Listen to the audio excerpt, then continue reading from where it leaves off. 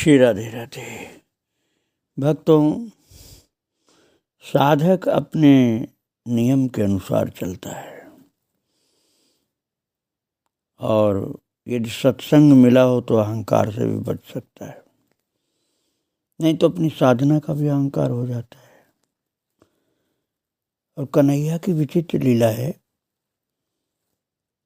कि सीधे सरल लोगों के ऊपर उनके दोषों को देखे बिना इतनी कृपा करते हैं कि जिसको समझ पाना सामान्य मनुष्य के बस की बात नहीं। जिन अम्मा जी का चरित्र आप श्रवण कर रहे हैं, अमृतानंदमयी माँ का, आप उनके बचपन से श्रवण कर रहे हैं चरित्र, जो बहुत ज़्यादा अपने को आचार विचार शुद्धि और छुआछूत और बहुत सारी मर्यादाओं के भीतर बांध रखा है, उसको समझने में थोड़ा सा कठिन पड़ेगा। लेकिन जैसे जैसे आप आगे बढ़ोगे आपका हृदय आनंद से भरता जाएगा, ये पक्का है। मैं आपको सुना रहा था माता जिस परिवार में पैदा हुई उस परिवार का इतिहास, और आप सावधानी से सुनेंगे तभी समझ में आएगा। मैं बता रहा था आलपाड़ की जगह की बात। तो आलपाड़ पंचायत के अंतर्गत एक छोटे से भाग में परेकड़ू गांव में बहुत प्राचीन काल से इडमन्नेल परिवार रहा करता था। यद्यपि उनका काम था सांसारिक कामकाज है, मछली पकड़ना, लेकिन वे अन्य काम भी किया करते थे। धार्मिक आचार विचार और विभिन्न व्रत अनुष्ठान का उनके जीवन में महत्व था, किंतु अपने ज्ञान के अनुसार ही तो कोई करता है। अब वो मछली पकड़ना गलत है ये नहीं समझते थे, सीधे सरल लोग थे। मछुआरे अपने उदार स्वभाव के लिए भी जाने जाते हैं। मछली पकड़ने के अपने दैनिक व्यवसाय के बाद जब वो समुद्र से लौटते तो पहला काम ये करते कि जो गांव वाले वहाँ इकट्ठा हो जाते थे उन्हें बिना पैसा लिए ही कुछ मछलियाँ दे देते थे, और पकड़ी हुई मछलियों को बेचने के बाद जो पैसे मिलते उनमें से मुट्ठी भर पैसे लेकर छोटे छोटे बच्चों के बीच बांट देते थे। अब ये समझिए वो अपने समझ से अच्छा काम कर रहे थे। मछली पकड़ना उनके समझ में गलत नहीं था। मैं माता की बात नहीं कर रहा हूँ, माता तो बहुत पवित्र हैं, मैं उनके परिवार की बात कर रहा हूँ। इडमन्नेल परिवार में अनेक पावन आत्माएं भी पैदा हुई थी। श्री वेलायुधन ऐसे ही एक व्यक्ति थे। बहुत ही करुणाशील, सत्यवादी और उदार थे तथा अहिंसा के आदर्श पर उनकी दृढ़ आस्था थी। एक छोटे से चूहे को भी मारने की अनुमति नहीं देते थे। वेलायुधन का विवाह एक पतिपरायणा धर्म प्रवण महिला श्रीमती माधवी से हुआ। वे परिवार के पूजा गृह के सभी देवताओं के लिए पुष्पमाला गूंथने के लिए नित्य प्रति बड़े सवेरे उठ जाया करती थी। उस समय यद्यपि उनकी आयु 80 साल से ऊपर हो चुकी थी, और वर्तमान की बात भी कही जाए तो मंदिर के सामने भक्तिभाव के साथ पुष्पहार गूंथते हुए देखा जा सकता था। कुछ दिन पहले की बात मैं बता रहा हूँ आपको। उनके 5 बच्चों में से सबसे बड़ा था सगुणानंदन, और अपने परिवार के धार्मिक वातावरण से प्रेरणा पाकर वो भगवान श्री कृष्ण का उत्कट भक्त बन गया। अब आप ये मत सोचना शुरू कर देना कि अरे मछली वाले थे क्या भक्त बने होंगे। अरे भैया, भगवान की कृपा को कोई सीमा नहीं होती है। जब वो सगुणानंदन जो था 9-10 साल का हुआ तो उसने देवी देवताओं की लीलाओं को प्रदर्शित करने वाले शास्त्रीय नृत्य कथकली का अभ्यास शुरू किया। इस नृत्य में जहां अभिनेता नृत्य और मुद्राओं से कथा को प्रस्तुत करता है, वहीं गायक गीतों के माध्यम से कथा का वर्णन करता है। भगवान श्री कृष्ण का अभिनय करना सुगुणानंदन को अत्यंत प्रिय था। एक बार एक कथकली अभिनय के दौरान कृष्ण की अपनी भूमिका के साथ उसने इतना तादात्म्य स्थापित कर लिया। अब आप विचार करो भक्तों, कितना अंदर से पवित्र होगा वो व्यक्ति। खान पान की बात मैं नहीं कर रहा हूं, पहले ही बोल चुका हूं। इतना ज्यादा आंतरिक तादात्म्य हो गया एक रूपता प्रभु से कि वो अचेत होकर मंच पर गिर पड़ा, बेहोश हो गया। उसको मैं ये कह सकता हूं कि एक समाधि की अवस्था हो गई। और इरमन्नेल के आसपास का वातावरण अत्यंत शांत स्थिर था। वो तीनों ओर से समुद्र के जल से घिरा हुआ था। उसमें जंगली जानवरों की चहल पहल रहती थी और नारियल, फल और काजू के पेड़ों की घनी हरियाली छाया रहती थी। उन दिनों आसपास बहुत कम घर हुआ करते थे। 13-14 साल की उम्र में सुगुणानंदन और उसका चचेरा भाई स्कूल से घर लौटते समय काजू के पेड़ पर चढ़ जाते और काजू के रसीले फल तोड़ तोड़ कर खाते रहते। एक दिन की बात है, दोनों बच्चे पेड़ों पर चढ़कर काजू तोड़ रहे थे कि उन्होंने देखा कि लंबी लंबी जटा और दाढ़ी वाला एक सन्यासी इरमन्नेल की ओर चला आ रहा है।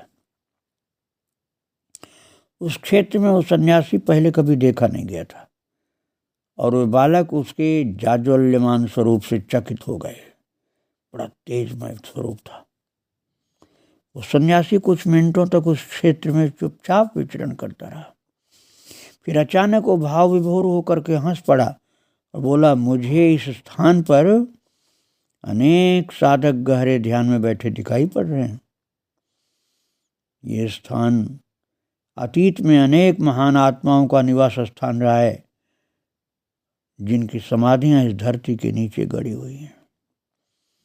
अनेक सन्यासी यहाँ पर समाधि अवस्था प्राप्त करेंगे। ये एक पावन स्थल बन जाएगा। सन्यासी फिर एक बार खुल करके विस्मय विमुग्ध सा हंस पड़ा और अपनी राह चल पड़ा। और उसके बाद उसे किसी ने न देखा न सुना। सन्यासी के शब्दों से बच्चे चकित भ्रमित हो करके अपने खेल में लग गए। भक्तों, अनेक वर्षों के बाद सुगुणानंदन और उनके चचेरे भाई इस भ्रमणशील सन्यासी की भविष्यवाणी को याद कर करके चकित होते रहे। बहुत जल्द ही सुगुणानंदन अपने कौटुंबिक व्यवसाय मछली बेचने के काम में लग गया और 21 साल की उम्र में उसने पड़ोस के पंडातुरुत गांव की 21 वर्षीय युवती दमयंती से विवाह किया। दमयंती एक ऐसे धार्मिक परिवार में पैदा हुई थी जहां नियमित रूप से धार्मिक विधि विधान पाले जाते थे। उनके परिवार का अपना एक अलग मंदिर भी था। बचपन से ही दमयंती ने बड़ा धार्मिक जीवन निभाया था। उसके पिता पुनयन और माँ करुतकुंज भी भगवान के आदर्श भक्त थे। संक्षेप में कहा जाए तो पूरे परिवार का वातावरण ही ऐसा था कि उससे पवित्र धार्मिक जीवन व्यतीत करने के लिए प्रेरणा प्राप्त होती थी। भक्तों, ये दक्षिण भारत की केरल की माता हैं जिनका चरित्र आप श्रवण कर रहे हैं। जो व्यक्ति बहुत सात्विक भोजन वाले हैं, मैं अच्छा तो कहूँगा ही उनको, उसमें तो संदेह नहीं है। लेकिन कई बार जिस तरह की बात आप श्रवण कर रहे हैं, ऐसे आहार वालों के प्रति बड़ा मन खट्टा रहता है किंतु भगवान की उदारता की कोई सीमा नहीं होती भक्तों। और दमयंती जो थी माता इतनी धर्म प्रवणा थी कि पूरा गांव आदर से उसे पट्टती अम्मा, जिसको ब्राह्मणी शब्द पंडितानी ऐसे समझो, तो वहाँ मलयालम भाषा में उसे पट्टती अम्मा कहते थे, अर्थात पंडितानी। भगवान की भक्ति उनके जीवन का केंद्र था, इसलिए सप्ताह में करीब हर दिन कोई न कोई धार्मिक व्रत अनुष्ठान करती रहती थी। वह अक्सर उपवास करती थी और उपवास की समाप्ति करने के लिए कच्चे नारियल का पानी पिया करती थी। और चमत्कार की बात कि नारियल अपने आप ही पेड़ों से उसके लिए टपक जाता था बिना तोड़े ही। जहाँ पेड़ के नीचे वो पहुंचे तो नारियल उसके लिए ऊपर से गिर जाता था। दमयंती और सुगुणानंदन के कुल 13 बच्चे पैदा हुए।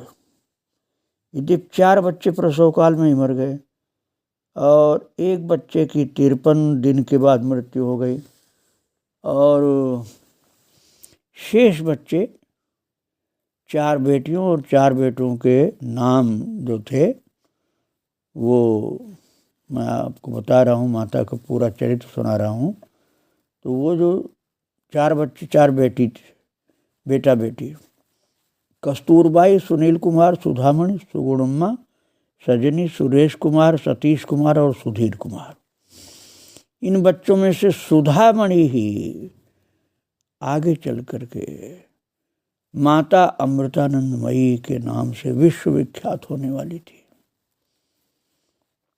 तो भक्तों, बचपन में इनका नाम था सुधामणि। मैं आपको बता चुका हूँ 71 वर्ष की हैं अम्मा जी, नाम से पूरी दुनिया में प्रसिद्ध हैं। और अभी 1-2 साल पहले फरीदाबाद में बहुत विशाल अस्पताल केवल सेवा कार्य के लिए, भक्तों, संतों, आम जनता के सुख सुविधा रोग मुक्ति के लिए बना करके उन्होंने दिया है जनता को। और प्रधानमंत्री के द्वारा अर्थात नरेंद्र मोदी जी के हाथ के द्वारा उद्घाटन कराया। ये मैं अभी ताज़ी बात बता दिया, मैं पुरानी बात सुना रहा हूँ उनके चरित्र की आपको। ये तो वर्तमान की बात मैंने बताया। न जाने कितने ऐसे प्रतिष्ठान उनके द्वारा स्थापित हुए पूरे विश्व में, जहाँ की निष्काम सेवा का पूरा प्रबंध है बिना कुछ लिए। तो वही माता जिनका नाम मैंने बताया सुधामणि, यही वर्तमान में अम्मा जी हैं, अमृतानंदमयी माँ। अब आप उनकी माँ की बात में सुना रहा था अभी तक, माता पिता की बात। तो अपने चौथे गर्भकाल में दमयंती को चित्र विचित्र स्वप्न दृश्य दिखाई देने लगे। कभी तो उसे भगवान श्री कृष्ण के अद्भुत स्वप्न दिखाई पड़ते, तो कभी कभी वो भगवान शंकर और भगवती पार्वती की दिव्य लीलाओं के दर्शन करती। एक ऐसी ही रात को दमयंती ने स्वप्न देखा कि एक रहस्यमयी आकृति ने उसके हाथ में भगवान श्री कृष्ण की विशुद्ध स्वर्ण विग्रह रख दी। उसी समय सुगुणानंदन ने स्वप्न में देवी माता के दर्शन किए। क्योंकि वो भगवान श्री कृष्ण के भक्त थे, इसलिए वो उसे समझ नहीं पाए कि देवी माता उनके सामने क्यों प्रकट हुई। जब उन्होंने दमयंती को अपने अनुभव की कथा सुनाई तो पता चला कि उसे भी अनेक अद्भुत दृश्य दिखाई देते हैं। तो वो दोनों ये सोचकर चकित भ्रमित थे कि इस घटना का गूढ़ क्या अर्थ कोई होगा, कोई गूढ़ार्थ जरूर होगा। उन्हें लगा कि क्या उन्हें किसी महत् सौभाग्य की प्राप्ति होने वाली है। और उस समय सुगुणानंदन और दमयंती एकदम समुद्र तट पर ही एक छोटी सी झोपड़ी में रहते थे, क्योंकि 5 मिनट की दूरी पर ही अपने पारिवारिक जमीन पर स्थित घर की अपेक्षा मछली पकड़ने के व्यवसाय के लिए जगह उन्हें ज़्यादा सुविधाजनक थी।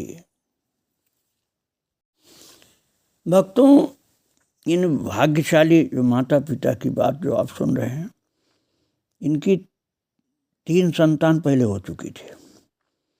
तो पिछले तीनों गर्भकाल के दौरान प्रसव काल के कुछ सप्ताह पहले से दमयंती के शरीर में सूजन सी होती थी। उससे संकेत मिल जाता था कि अब रोजाना के घरेलू काम काज को छोड़कर वो पंडार तुरंत अपने मायके चली जाए ताकि वहाँ प्रसव काल में अच्छी देखभाल हो सके। हमेशा की तरह इस बार भी दमयंती शरीर में सूजन होने की प्रतीक्षा करती रही जिससे अपने चौथे बच्चे के जन्म की तैयारी करे। और भक्तों, एक रात दमयंती ने एक अद्भुत स्वप्न देखा कि उसने श्री कृष्ण को जन्म दिया और वो उसकी छाती से लगा स्तनपान कर रहा है बच्चा, बाल कृष्ण। दूसरे दिन सवेरे वो समुद्र तट पर कुछ काम कर रही थी कि अचानक उसे ऐसा लगने लगा कि उसका प्रसव काल आ गया है। लेकिन फिर भी दमयंती ने उस पर ज़्यादा ध्यान नहीं दिया, और क्योंकि अभी तक पहले की तरह प्रसव की सूजन जो होती थी पहले, वो नहीं आई थी सूजन उसके ऊपर। और भक्तों, वो अजीब सा एहसास लगातार बना रहा। तो दमयंती ने अपना काम परे रख दिया। किसी अज्ञात कारण से वो भावना उसकी लगातार बनी रही और उसे इडमंडेल जाने की प्रेरणा हुई और अकेले ही पूरे समुद्री पश्चिम जल को लांघ कर वो गांव की ओर चली। वहाँ पहुंचकर वो छोटी सी झोपड़ी में घुसी और 1-2 जरूरी चीज़ें इकट्ठी करने लगी। कुछ ही क्षण में वो परिचित सी हलचल उसके शरीर में होने लगी और उसे पता चला कि प्रसव की घड़ी आ गई। जब तक वो चटाई बिछाए और उस पर लेटे तब तक शिशु का जन्म भी हो गया बिना कष्ट के। दमयंती तो दंग रह गई। उसने देखा कि शिशु एक कन्या है। जन्म क्षण भर पूरा वातावरण शांत और निस्तब्ध था। जिस समय जन्म हुआ बच्ची का, तो शुरुआत की मामूली सी हलचल के सिवाय उसकी वजह से दमयंती सचेत हो गई थी, सावधान। उसने कुछ भी महसूस नहीं किया। वास्तव में धीरे धीरे जब वो होश में आई तब वो चिंतित हो उठी कि क्या शिशु कन्या जीवित थी। जो शिशु कन्या अर्थात बच्ची पैदा हुई, क्या वो जीवित थी? नवजात शिशु तो चीख कर रोता है, लेकिन ये तो रोई नहीं। इसके पहले बच्चे जो 3 हुए थे वो तो रोते थे, और ये बच्चा तो रोया ही नहीं। कन्या जैसी दिख रही थी किंतु रोई नहीं, बिल्कुल जरा से भी नहीं रोई। तो चिंता हुई कि जिंदा है कि नहीं। चिंतित होकर के माँ ने शिशु को अच्छी तरह से देखा परखा। आज तो दमयंती और चकित हो गई। बच्चे के नन्हे से मुखमंडल पर खिलती मुस्कान थी। तुरंत की पैदा हुई बच्ची और हंस रही थी, रो नहीं रही थी, हंस रही थी। और बच्चे की दृष्टि ने दमयंती के हृदय को गहरा छू लिया कि एक अलग प्रकार की कन्या है। और फिर तो मुस्कुराहट सदा सदा के लिए माँ के लिए अविस्मरणीय बन गई। सदा उसको याद आती थी कि पैदा हुई तो रो नहीं रही थी, हंस रही थी। वो खूब ज़्यादा प्रेम से हंस रही थी और रो बिल्कुल नहीं रही थी। फिर उसको ये बात भूलती नहीं थी। उसी समय पड़ोस के एक घर से एक महिला भागी हुई आई, दरवाजे के, इसकी झोपड़ी के दरवाजे पर, और देखते ही उसे दमयंती की हालत का पता चल गया और वो दमयंती और नवजात शिशु के आराम की व्यवस्था करने के लिए दौड़ भाग में लग गई। भक्तों, ये जो इस कन्या का आप चरित्र सुन रहे हैं वही माता अमृतानंदमयी माँ, जिनका जन्म हुआ था 27 सितंबर 1953 की प्रभात बेला में। एक नन्हा शिशु कन्या नारियल के बुने हुए पत्तों के छाजन वाली मामूली सी झोपड़ी में। महाराज, जिनके नाम पर आप आज कितने हजार प्रतिष्ठान होंगे पूरे विश्व में, एक से एक महान, सुविस्तृत, बहुत विशाल सुविधाओं से भरे हुए सेवा के प्रतिष्ठान, भक्ति के प्रतिष्ठान, उनकी गिनती अपार है, तब असीमित है।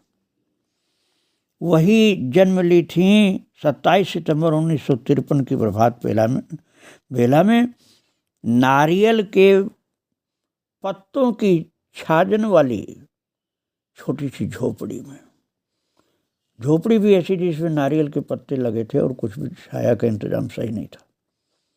मतलब एक गरीब झोपड़ी, आप समझो, बहुत गरीब। निकटवर्ती सागर की लहरों की गूंज से भरे वातावरण में जन्म हुआ था। बिल्कुल समुद्र तट पर, जहाँ लहरों की आवाज़ खूब छा रही थी, उसी वातावरण में इस झोपड़ी में जन्म हुआ था अमृतानंदमयी माँ का। माता पिता चकित थे इस कारण से कि बच्ची का रंग बिल्कुल घनश्याम था और वो बच्ची लेटती कम थी, पद्मासन में लेटती भी थी तो पद्मासन उसका लगा हुआ, और बैठ भी जाती थी वो, पद्मासन लगा हुआ भी लेटी रहती थी। और उसने अपनी उंगलियों को अंगूठे के छोर और तर्जनी को जोड़ करके चिन्ह मुद्रा में रखा था। महाराज, जो एक महान योगी कर सकता है वो बच्ची पैदा होने के समय ही कर दिया। और जीवात्मा और परमात्मा के अखंड संबंध की प्रतीक होती है मुद्रा, चिन्ह मुद्रा। अंगूठे का छोर और तर्जनी को के छोर दोनों को आप जोड़कर अपना हाथ देख लीजिए। ऐसी मुद्रा में बच्ची का शरीर रहता था, चाहे वो लेटी हो चाहे बैठ भी जाती थी, थोड़े ही दिन की बच्ची। और माता पिता को डर लगने लगा कि शिशु का ये घनश्याम रंग कहीं किसी को रोग के लक्षण तो नहीं है। ये तो बिल्कुल दुनिया में कोई बच्चे का रंग नहीं होता है। और ये विशिष्ट मुद्रा, अंगूठा और तर्जनी मिली हुई, अंगूठा तर्जनी दोनों का छोर मिला हुआ रहता है इसका, कहीं ये हड्डी की विकृत तो नहीं है, उंगली और अंगूठे की हड्डियों में कोई कम गड़बड़ी तो नहीं है जिससे जुड़ी रहती है। कुछ डॉक्टरों वैद्यों से सलाह ली गई तो डॉक्टरी परीक्षण के बाद ये डर खत्म हुआ कि हड्डी में कोई गड़बड़ी है।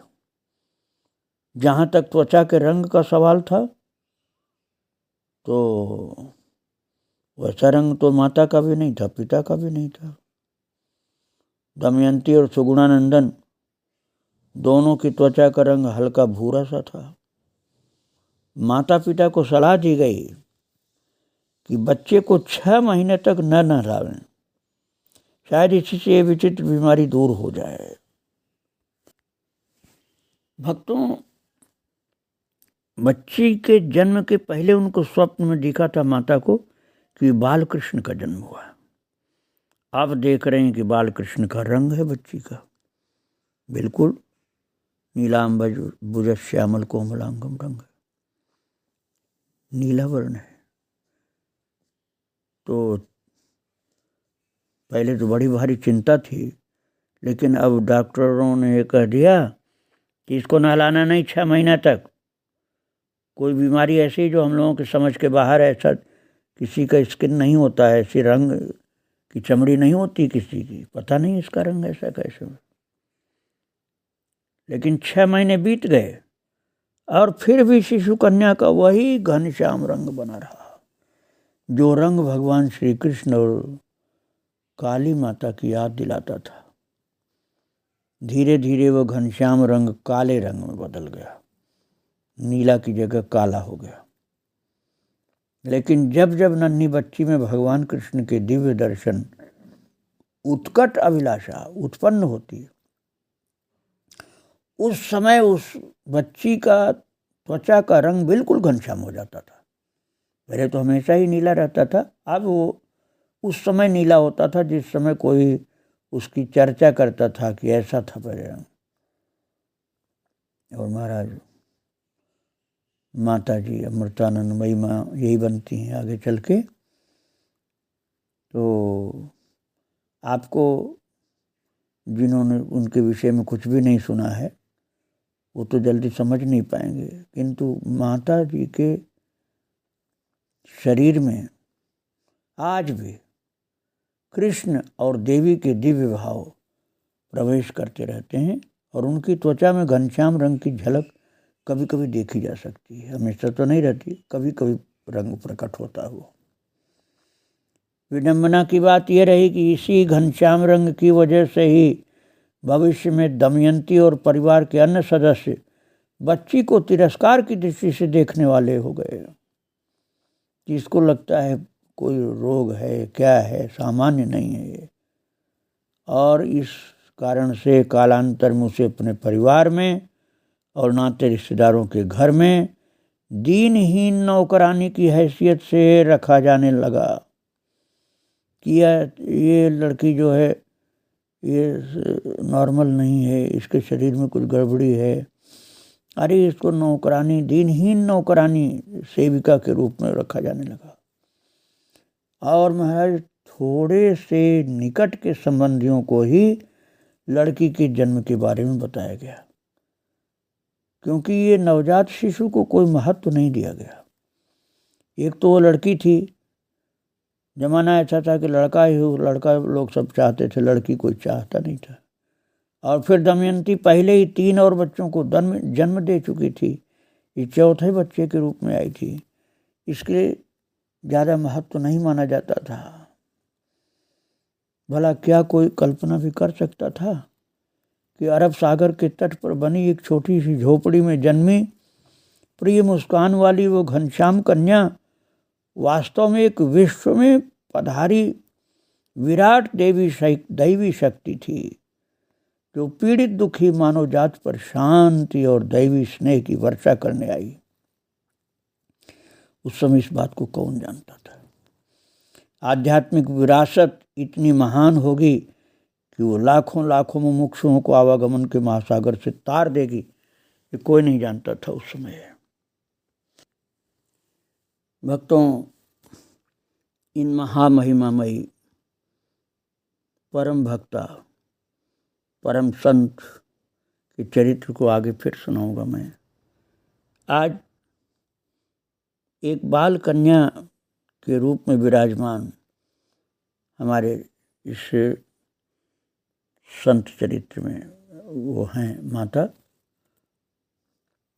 और मैं आज इनकी इसी बाल रूप को प्रणाम करके विराम दे रहा हूँ। श्री राधे राधे, जय श्री राधे।